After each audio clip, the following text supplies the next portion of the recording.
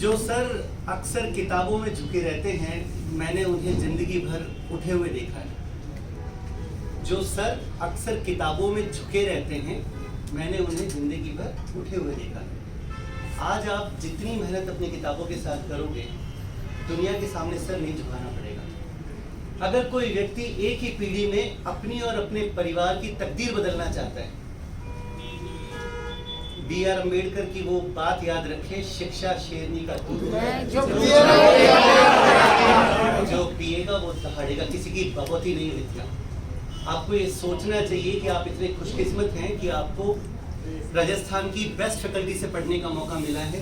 बहुत सारे बच्चे यहाँ तक नहीं पहुँच पाए। किसी के पास धन की कमी थी, किसी के पास साधन की, कोई अपना घर नहीं छोड़ पाए।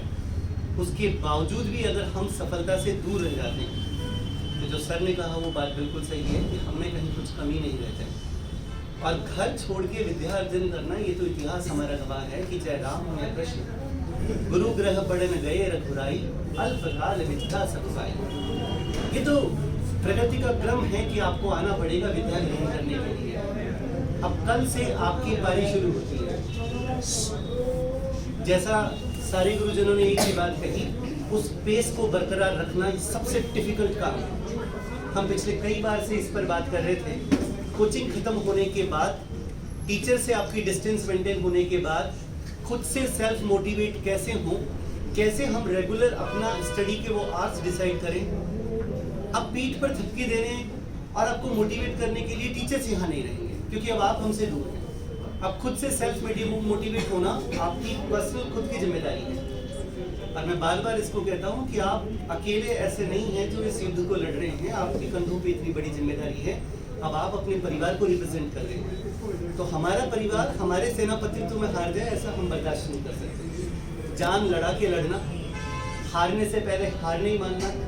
और मैंने एक ही बात आपको बार बार कही है, वो बड़ी RPSC की पोस्ट और ये रहे हजारों लाखों लोग, जिसमें दम है दौड़ो और ले जाओ। खैरात में ना पहले बटी थी, ना आज बटी, ना आगे बटेगी। जिसमें दम है वो उठा के ले जाओ। गुरुजी ने कहा हमने सब 100 बच्चों को एक जैसा पढ़ाया है, कुछ रह जाएंगे, हर बार की तरह कुछ रह जाएंगे। वो वही रहते हैं जो ये सोचते हैं कि शायद हमें कुछ गोविंद अपने आप झोली में डाले, नहीं डालेगा। सवा मणियों से सिलेक्शन नहीं होता, आप कितनी बोल दो। सिलेक्शन उसी का होगा जो आपसे ज़्यादा रात काली करेगा।